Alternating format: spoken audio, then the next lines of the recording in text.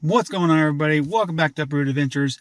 It is early Thursday morning. Sorry I didn't get a video out to you guys this week, but for very good reason. As you see, I have a rental car. No, this isn't the new rig, but we're going to go pick up the new rig in Colorado.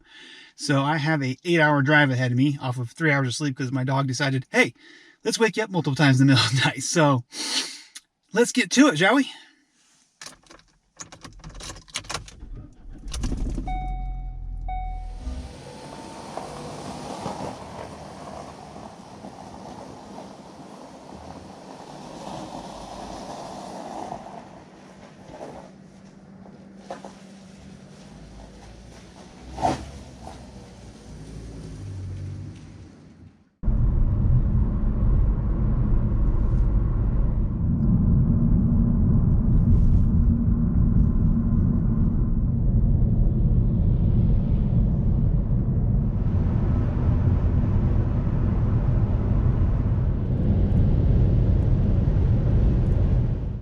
Well, it's about an hour and a half into the trip, and if you want a little tip to help you stay awake, leave the house when you have to pee a little bit, because when you have to pee, it really helps stay awake, because I gotta pee, and it's been an hour and a half, and yeah, it works pretty good.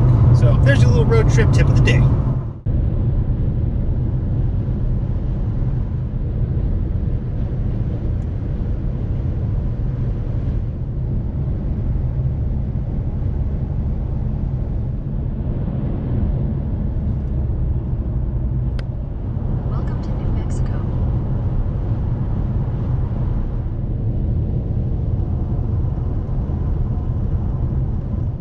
So I'm going through the Navajo Nation part of Arizona, which is pretty desolate, as you just probably saw right there. It's unmolested. It's pretty, it's nice and all that stuff, but they really need to work on their speed limits because it'll go 65 to 45. They like, you come up on two houses, okay, slow down to 45, and okay, two houses, and then back up to 65. It's just, I don't know, it's kind of weird. But then you go places like Texas where it feels like you're driving through a residential area and you're doing 75 miles an hour. You're like, is that a kid? I don't know, go too fast. So just different strokes for different states, I guess, folks. But yeah, that's where we're at right now. So I'm not going to keep you in the dark this time. You probably see from the thumbnail, I actually have a picture of that as a thumbnail. What we're getting is a 2013 Jeep Wrangler Rubicon, and this thing is built to the nines, and it's one sweet rig. True fashion, I went over budget again, but we're still saving a nice chunk of change from after selling the Northern Light, because those Northern Lights are pretty expensive, and the truck. So saving money like we wanted to, but still actually getting a cool rig that hopefully you guys enjoy. I know it will enjoy. It's a built, it's lifted, it's got big 37s on it, 513 gears. It's got the Ursa minor top, so it's a built-in top.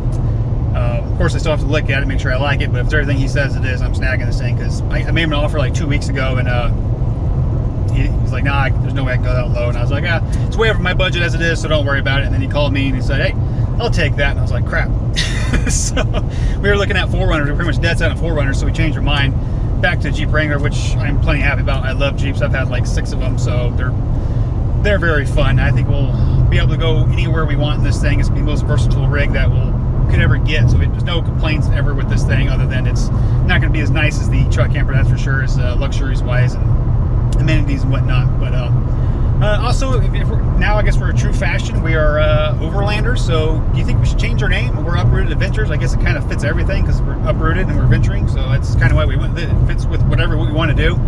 But if you think we should change to something cool, like, I don't know, Recon Adventures, I don't have no idea about anything, comment down below and say, you know, what, you gotta go ahead and change it, figure something out, or, you know, give me an idea of what you think we should change it to. Just for the heck of it, you know, why not? But because we're, you know, still pretty small and starting out, and now we're going to go to be full-time Overlanders, basically. So let me know what you think. If you haven't subscribed, please subscribe already, because there's going to be tons of more cool adventures way deeper into the forests and small towns and just everything with this thing. We can fit everywhere in this thing, so it's going to be pretty sweet. So stay tuned, and you're going to want to stay tuned to see this vehicle. So that'll be coming up next, probably. I don't know, I got a few hours to go, but I'll show you a few other things along the way. But you don't want to see this rig, so wait for it.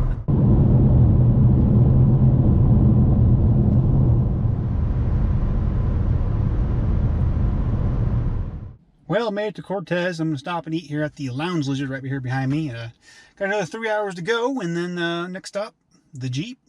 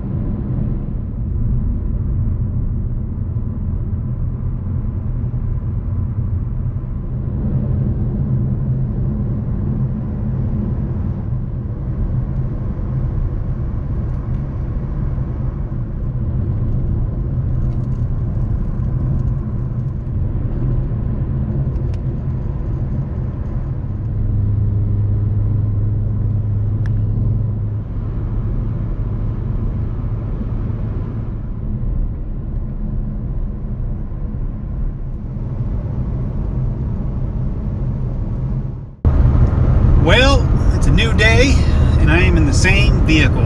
Yeah, it was a bust. I did not get the Jeep Wrangler. I'm gonna go ahead and post some pictures up there because I got you guys all excited about what it is, what I'm gonna get, and all that. And I was super stoked about this thing too. But man, I'll post some pictures right here, and I'll tell you about it. It had 37s. I had Fox shocks. It was 3.5-inch lift. Had the Ursa minor top. He had an actual brand new Dometic cooler in it. You know, storage all over. This thing was sweet. But basically, upon test drive, I took it on the highway and I got it to about 65, 70. And as I romped on it, it sounded like I had a supercharger. It was just high whine. I was like, shouldn't be doing that. And he was telling me it's always done that, this and that. And I was like, they don't make that noise though. But we'll see what it is. And I got back, stopped it, let it run for a while, and I started looking at some blogs and stuff, and couldn't find a bunch of people saying pulleys, this, that. One guy said it was transmission, a bunch of stuff all over the place, and I was like, huh. And I actually crawled underneath this thing before I got there, and I noticed that the oil pan was a little wet, and but it was pouring out, almost, well, not pouring, but it was drenched underneath there. It was tranny fluid all over the back of the rear axle, all that, and it just, a couple puddles on the ground. And I was like, oh, that's not good. And I think he's a stand-up guy. He even told me, he's like, I'm not gonna have you drive all the way out here, that 8-hour drive, just for you to turn around for something obvious. And he's like, it's been sitting in my garage for 2 years because it's actually his dad's, so there's all that. And there's never been a drop of oil on the ground at all. And just, I don't know, just happenstance. Maybe I got lucky or something like that, because it happened on the test drive, and luckily it didn't happen on the drive home, because that, if it is the tranny just going or something like that, that would have been an expensive fix, and it was already at the top of my budget right there as it is. So, but he kind of mentioned that, say, hey, I'm gonna get it fixed and I'll put it back up. And I was like, well, I'm still interested if you actually get it fixed. And he just kind of like, I'm gonna put it back up. So I don't think he wants to give it to me for that price if he has to put more money into it. So that one's probably a done deal, not gonna happen. So back on the look again, maybe still looking at, my luck, because there was a 4Runner. That's what we were looking at for 4Runners. And there was a perfect one in Albuquerque, and then I was like, man, nope, I'm gonna get this Jeep Wrangler Rubicon, because that's one bad machine. I'm just gonna go ahead and do that and get that. And of course it sold. I just hit him up, and he's like, oh, I've already sold. Those things sell quick, man. People want gold for these things. They want like 5,000 above Blue Book, and I can't pay that, And especially with high mileage, people, especially the older ones like 03, 09, people still want like the same price you can get, a 2015 for the same amount of mileage. It makes no sense to me. But so I'm still looking at Jeep Grand Cherokees, just because they're kind of a unibody style and they get really good gas mileage, 24, 25, and they still have a 4-low, so it makes it pretty capable crossover, I guess you could say.